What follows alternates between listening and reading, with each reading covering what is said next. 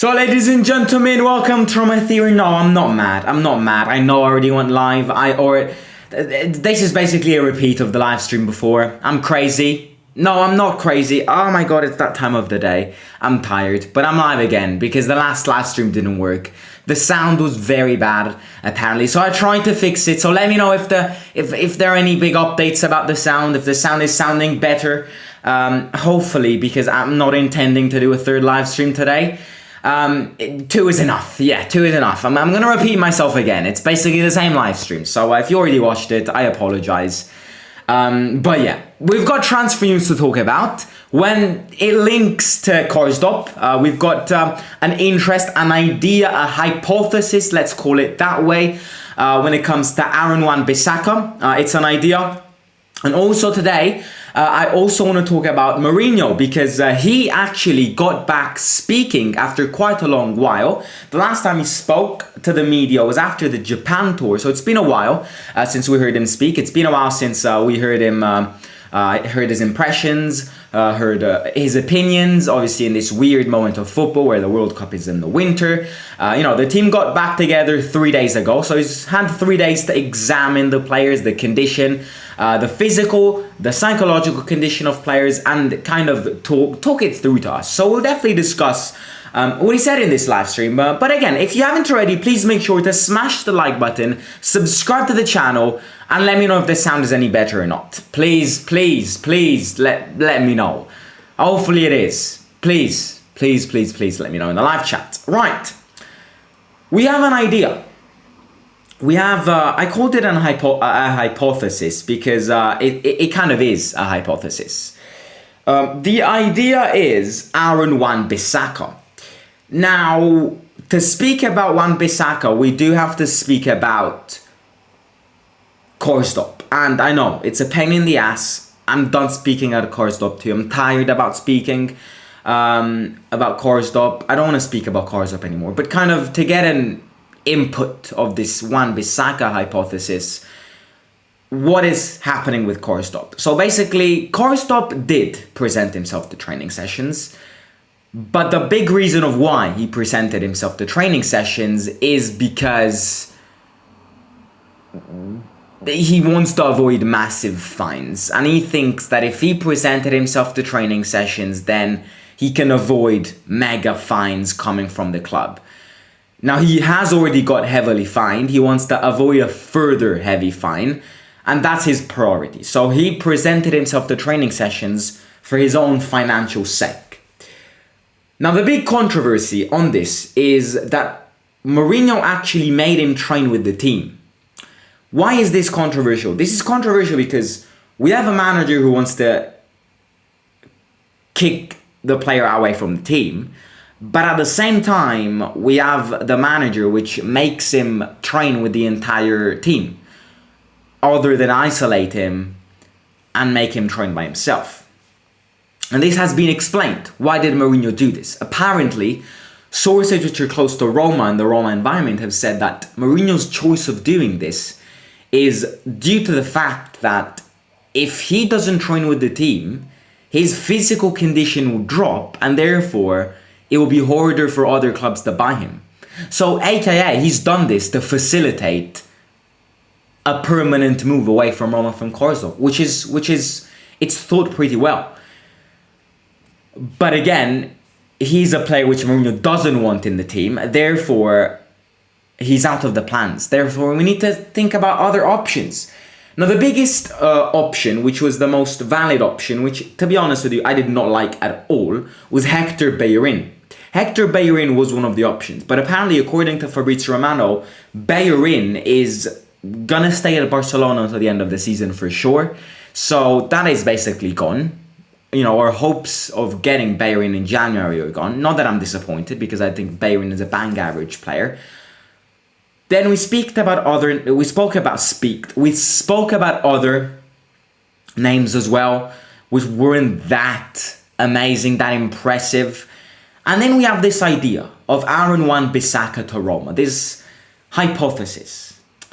And the first thing which I'll say is that I really like this. I would love to see Aaron Wan-Bissaka sign for Roma. I would love to see Wan-Bissaka sign for Roma. Now, let me explain. Because you see, when I mention Wan-Bissaka, if you're a fan who watches the Premier League, who follows Man United and all of that, the second someone mentions the name Wan-Bissaka, you spit against it. You literally spit Wan-Bissaka away.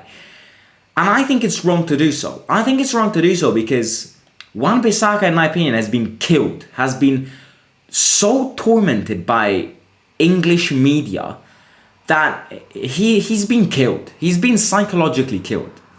English media is known for being toxic, for being harmful to players, harmful to environments of teams. Therefore, I think Wan-Bissaka needs another experience. I think Wan-Bissaka needs an experience outside of the Premier League.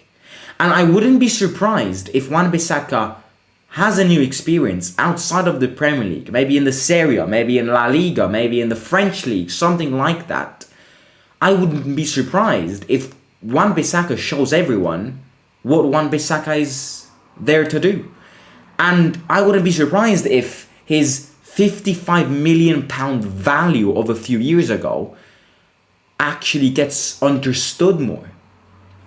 Right now, we have a player which 3 years ago at Crystal Palace, 4 years ago at Crystal Palace was worth, £55 million? And now he's probably worth £15 million. The downgrade is impressive. But this downgrade is due to the fact that the media has killed him. Therefore, I think he needs to get out of the Premier League, find new experiences, especially under Jose, who's a manager which admired him a lot when he was a Crystal Palace player. And I think he can get his head back going, and I think he can get his prospect back going, if you see what I mean. Now, another reason why this is a good deal for us, this could be a good deal for us, is the financial side of this. Manchester United want him away.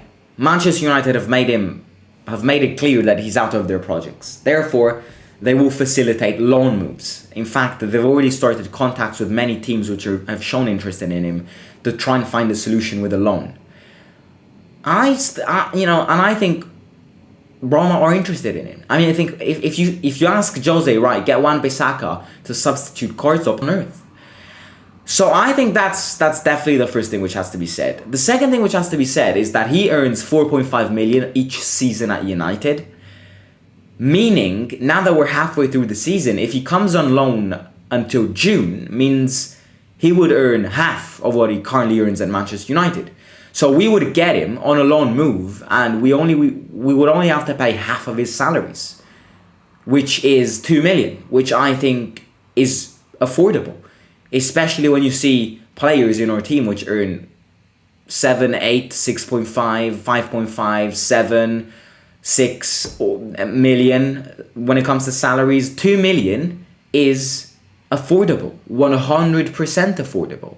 So I think, again, on the financial side, I see a lot of positive aspects when it comes to this. And I think when it comes to a player itself, I think again, look at Tammy's first season. Englishman coming from the Premier League to the Serie A. Look at the impact. Look at the way the fans behaved with him. Look at how the fans loved him. I think Wan-Bissaka could work his way around it. And I actually think this deal wouldn't be very hard to complete. But again, it's just an idea now. It's just a hypothesis to kind of solve that KARSDORP problem. And if KARSDORP leaves in January, then we're preparing all of the potential substitutions. So yeah.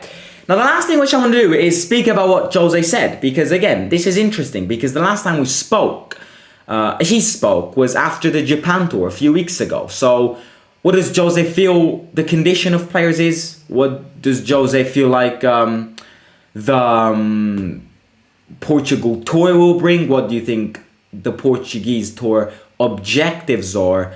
And yeah, this interview has gone live on the official AS Roma YouTube channel, so make sure to go and check it out. It is in Italian, so bear in mind. I'll explain what he says just like a press conference reaction, which we do once in a while. By the way, in the meantime, is the audio any better?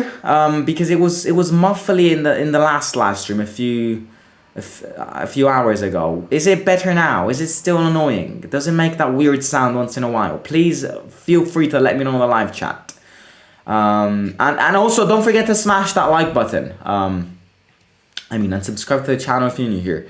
So yeah, please, one of you, let me know if the sound is any better or if it kind of interrupts once in a while, making it very annoying. I don't know what happened before. It did it once again, but yeah. Right. First question is, how did you see the team back after the Japan tour? So 2 weeks have gone. How's the team? And Mourinho said he's satisfied because he's seeing players which want a reaction. Roma's coming from a tough moment in the league. Roma need a reaction. But as much as saying Roma need a reaction, these players also need to want a reaction. And Mourinho, the first thing he said in this interview is, I'm satisfied. I'm happy with how I'm back seeing the team. A lot of them have psychologically improved from what I'm seeing in these few days. And I hope this rhythm continues through to the Portugal tour, through to after Christmas, and to be prepared as fully as possible the 4th of January, for first game back. So that's the first thing which he said, which is good to know. Second thing is the objectives of the Portugal tour. Now, we are going in the same location as this summer, in Albufeira in the Algarve in Portugal. We are going to play 3 friendly games. The first one on Friday, the second one on Monday, and the third one on Thursday, if I'm not wrong. And it's weird because normally you play friendly games where the level of them ascends. So easy first one, hard last one. It's kind of weird here because we're playing the hardest one as a first one and the easiest one as the last one. We're playing against Cadiz. When in the first one, Cadiz, as Jose said, has been playing constant friendly games lately. Beat Man United in a friendly game, played Wolverhampton in a friendly game. They've got that rhythm back. They know, that they've got those intensity levels back. They've been playing lately. Then Casa Pia is the second one which we'll face, and they're currently 5th in the Portuguese table. Bear in mind, the first 3 positions are always the same: Porto, Sporting Lisbon, and Benfica.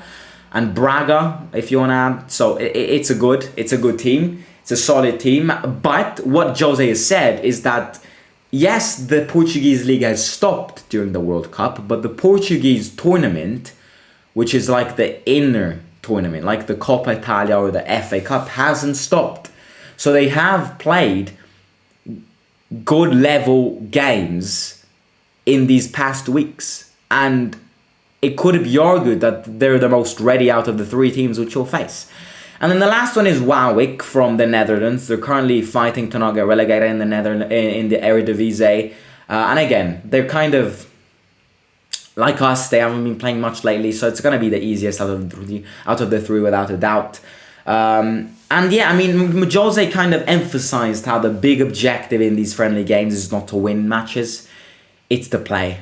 And it's to get back playing as soon as possible. Because we need a reaction in the season. We need the condition of these players, the physical condition, the psychological condition to improve. And, you only improve it by playing. So yeah. Now, he also mentioned how we will not see each player play every game. There will be a lot of rotations because not everyone is ready. In fact, no one is ready to play full 90 minutes. So there will be a lot of rotations. And then he added how Belotti grabbed a muscle injury in these few days of training and will not leave with the team for Portugal. I'm really starting to think how useless this signing is. How useless this signing was and how useless this signing will be in the prospect of the club. It's useless. And I hate to say because Belotti was a decent player at Torino.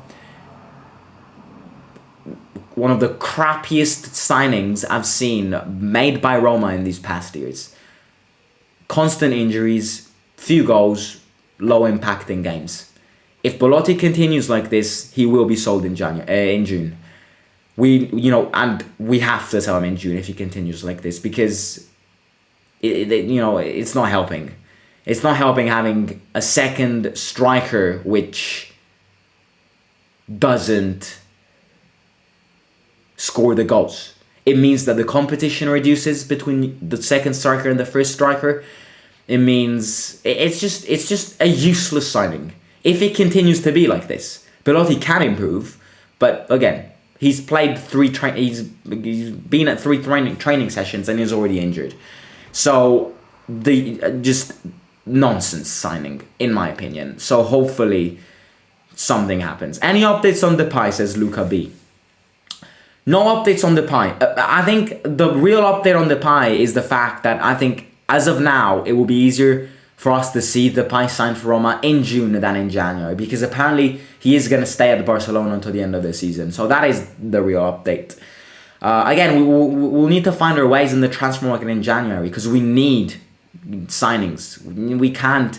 It is true that Gini and Dybala back are 2 fresh new signings, but we need to add experience, confidence, personality in that team. We just have to, because we have to fight for top 4. We have to get as furthest as possible in the Europa League, in the Coppa Italia. The only way to do so is to build more squad depth than the players already have. So yeah, we'll see who we buy. But I think, again, an example, if we buy Wan-Bissaka to replace KARSDORP, I think that's a massive bonus. Yes, don't get me wrong, Wan-Bissaka doesn't defend well. KARSDORP doesn't defend well. And also, Wan-Bissaka attacks way better than KARSDORP. So that's an immediate advantage. We have to exploit these situations. Situations of players which want to leave clubs, situations of, and once we're there, if we want to be there, we just have to spend more money in transfer markets. It is true that we have sanctions from the UEFA with the financial fair play. The reason why we're not spending glorious amounts of money is because of sanctions. That has been confirmed. But obviously, we have to spend some money on transfer markets. Do you think we'll have any more January signings? I think there has to be. I think in January we'll buy a defender and we'll buy a midfielder, and then depending on how the KARSDORP situation evolves, we will buy a new fullback. But again, we'll see what happens. Anyways, ladies and gentlemen, I will catch you tomorrow with another live stream. If you haven't already, please make sure to smash that subscribe button, smash the like button in this video, and head over to the big announcement video which got revealed yesterday. It's the Christmas giveaway reveal. So, in fact, I'll play it right now. So, I'll catch you tomorrow. Subscribe, smash the like button, and enjoy this little clip. If you want to win 2 tickets for the Roma against Salzburg game, the 23rd of February 2023 for the Europa League, all you have to do is follow these instructions. Listen carefully. Ooh, just need to find it. There we go. So ladies and gentlemen, happy Christmas and welcome to Roma Theory. As a Christmas giveaway 2022, I wanted to gift away 2 tickets for the Roma against Salzburg game in the 2nd round of the Europa League. These are the dates. In order for you to win these 2 tickets, all you need to do is be subscribed to the Roma Theory channel, be subscribed to my 2nd channel, link is in description. I've got some big plans ahead in the future for that channel. Smash the like button in this video and tell 2 friends to subscribe to the Roma Theory channel.